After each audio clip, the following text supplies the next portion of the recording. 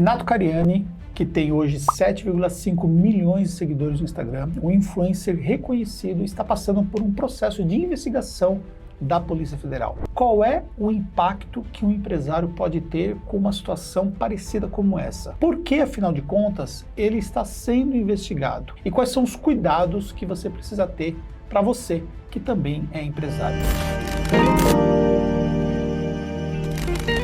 Nesse vídeo aqui eu vou pegar essa história e vou destrinchá-la para você poder entender o que aconteceu e saber como é que você pode se proteger. Mas antes de mais nada, se você não segue o nosso canal, já siga o nosso canal, porque isso é importante para que você possa receber conteúdos de valor aqui dentro do YouTube. Vamos entender primeiramente aqui o caso. Então vamos lá. Renato Cariani, como eu falei, 7 milhões e meio de seguidores, ou seja, é um influencer que é conhecidíssimo no mundo fitness. Ele também é sócio do grupo Supply, que tem as marcas Max Titânio, Probiótica e Dr. Peanut. E também é sócio da empresa que foi alvo das investigações, que é a indústria Anidrol. Vamos lá entender como é que foi esse processo de investigação. Então, supostamente, cerca de 60 transações de simulados de notas fiscais foram fraudadas. O que acontecia? A empresa emitia essas notas fiscais para outras empresas, sobretudo multinacionais como a AstraZeneca, que ficou conhecida, nacionalmente, depois aí da pandemia, e também cerca de 6 milhões em produtos químicos que teriam sido enviados através dessas notas fiscais. Também haviam depósitos que eram feitos em nome da empresa, que seria a empresa Anidrol. Esses depósitos eram feitos em dinheiro.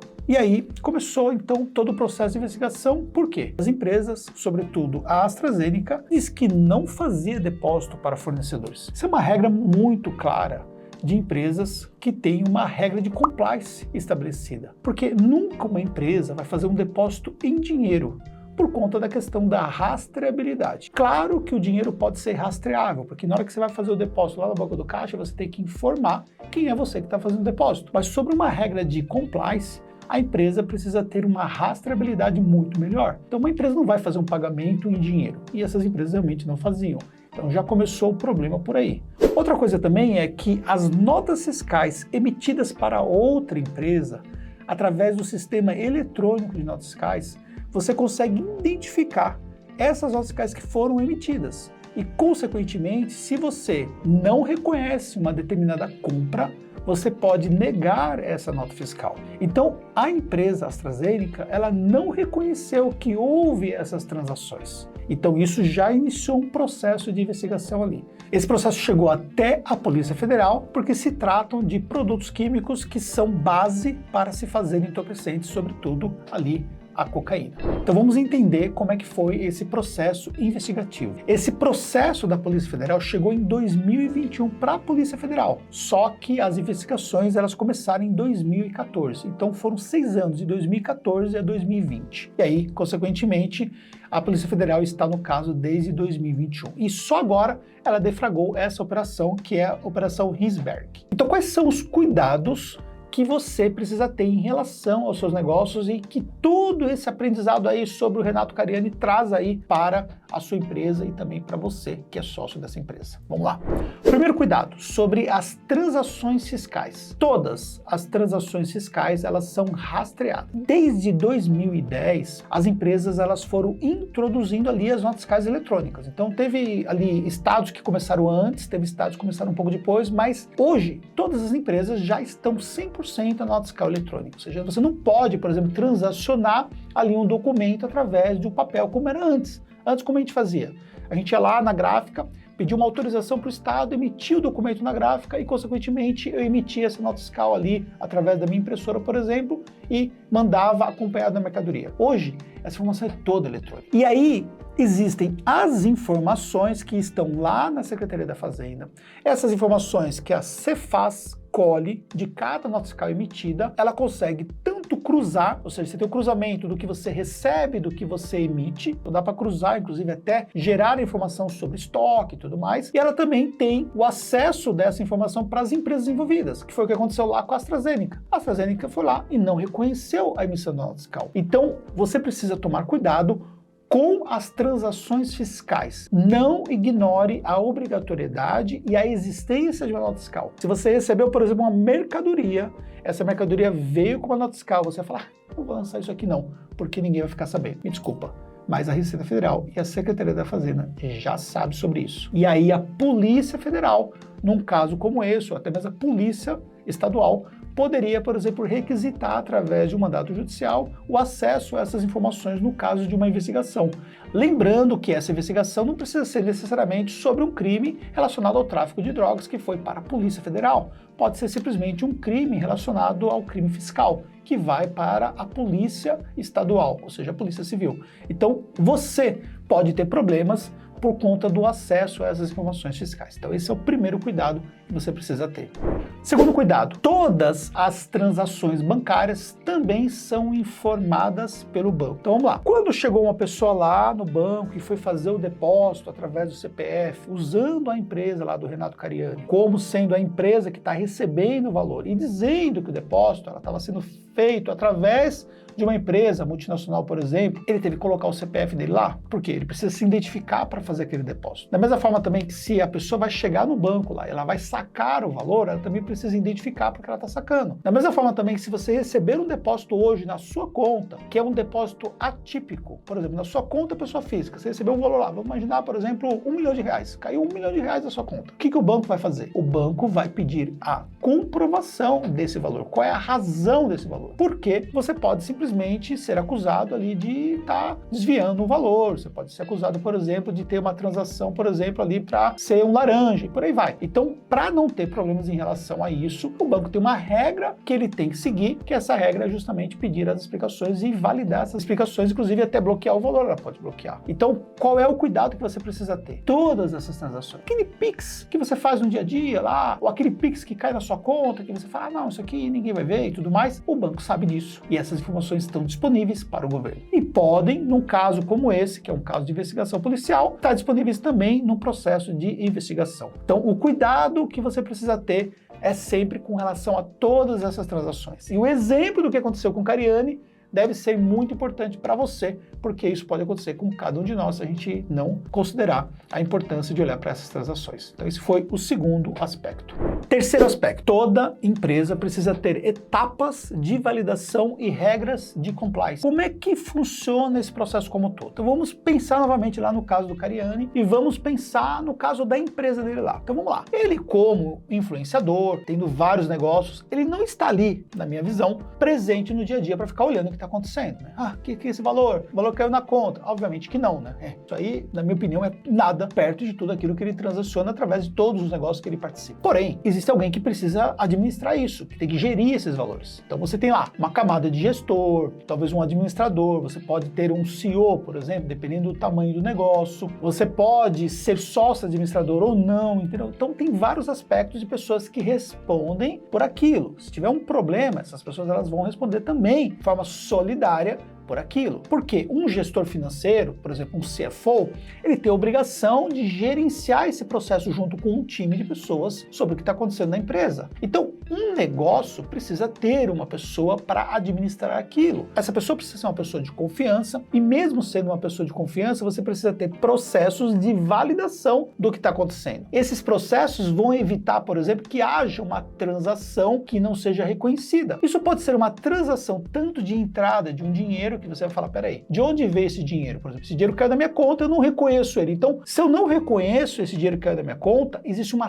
tratativa para esse dinheiro que eu não reconheço. Eu não posso simplesmente me apropriar de um dinheiro que eu não reconheço, porque eu não sei a origem desse dinheiro. E aí depois, por exemplo, num caso como esse, como é que eu vou explicar que eu tenho um dinheiro e esse dinheiro depois ele foi fruto de uma emissão de nota fiscal baseado nessa transação e eu vou dizer que eu não consigo explicar. Olha o problema que você vai ter num processo como esse. Então você precisa ter validações internas para você poder realmente estabelecer uma regra de como as coisas têm que acontecer. E também regras de compliance que você vai estabelecer quando algo foge à regra, abre ali uma luzinha e diz assim, opa, tem alguma coisa errada aqui e a gente precisa olhar para isso. Outra coisa também, que você consegue através de sistemas, você consegue fazer a auditoria dessas transações todas. E depois essas informações todas, elas são conciliadas através da contabilidade, nós vamos chegar nesse ponto, eu vou explicar melhor para vocês. Ou seja, tem várias maneiras, várias etapas diferentes de você conseguir validar o que está acontecendo e ter auditorias internas para você evitar problemas nesse aspecto aí.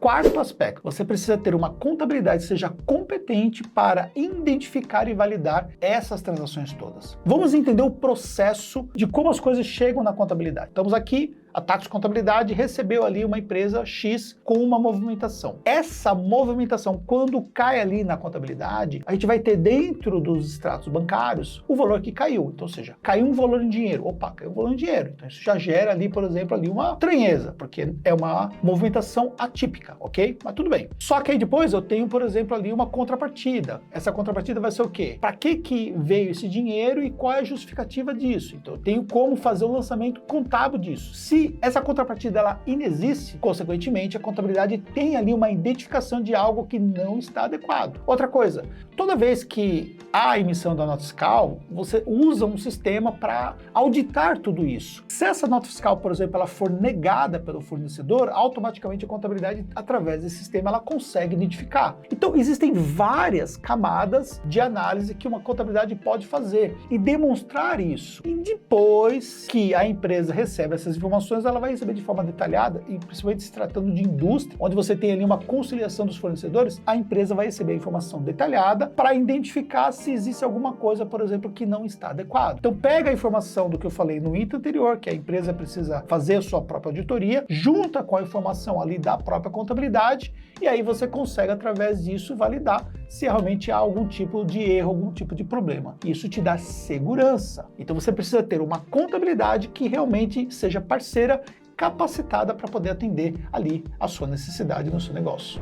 Quinto aspecto, pessoas que têm vários negócios e ainda mais, pessoas que são influencers e celebridades precisam ter maneiras de proteção sobre os seus negócios através de auditorias independentes. Anderson, mas isso pode custar muito caro. Mas o que é que custa mais caro? Você ter uma segurança através de um processo que foi auditado por uma outra empresa independente que não tem ligação com a empresa contábil, que não tem ligação com as pessoas que estão naquela empresa e vai validar ali de forma pontual e específica os principais aspectos, evitando os problemas de compliance, problemas fiscais, problemas inclusive financeiros e tudo mais, ou você simplesmente ter vários negócios e você não consegue olhar nada de perto desses negócios, e ainda mais, o seu nome está ali naqueles negócios, com pessoas que não estão tecnicamente comprometidas com aquilo e estão ali cuidando desses negócios. Então, ter uma auditoria permite, por exemplo, que você faça validações necessárias. Então, se você está crescendo, você está evoluindo, você precisa ter uma camada de gestão que vai correr por fora desses negócios. Isso pode acontecer através, por exemplo, ali de uma outra empresa que você pode criar para administrar todos esses negócios, e aí você consegue ter essa camada de gestão, que é justamente aí o próximo aspecto que eu quero citar, que é o sexto aspecto, proteção dessa sua pessoa física. Normalmente, pessoas que têm várias empresas, vários negócios, que não podem, por exemplo, atuar no Simples Nacional, porque o faturamento já não comporta, e que precisa, por exemplo, ali ter uma gestão desses negócios de uma forma independente, elas criam ali, através de uma holding de participações, a participação em cada um desses negócios. Isso te dá uma camada de proteção, porque olha só, você está lá distante, totalmente distante, e você tem lá, por exemplo, ali um negócio que você não participa, só que você está lá como sócio, muitas vezes sócio administrador daquilo ali, e aí você está distante, e aí você tem um problema lá que você tinha desconhecimento, porque passou por todos aqueles aspectos que eu já citei nos itens anteriores, e aí respinga completamente na sua pessoa física. Se você tem uma camada de proteção através de uma holding, você tem ali uma camada adicional onde o seu CPF ele não vai estar inserido diretamente naquela pessoa jurídica. Você vai ter uma empresa com o CNPJ que vai ser a participante dessa empresa. Claro que essa empresa precisa ter um administrador, existe uma tratativa específica para isso. Só que você tem uma proteção. Não significa que se tiver algum tipo de problema, não possa ali respingar sobre você. Pode sim, mas com muito menos intensidade do que, por exemplo, está acontecendo no caso dele agora. Então é pensar sobre essa construção. E é inadmissível, à medida que você cresce, você não olhar para esses aspectos. Porque não basta você só entender especificamente aí do seu trabalho como influencer, do seu trabalho como infoprodutor, daquilo que você faz. Você precisa entender do negócio como um todo. Você precisa entender dessa parte tributária. Você precisa entender da gestão desse negócio como um todo. Por isso, essas pessoas precisam te assessorar para que você realmente possa ter essa proteção.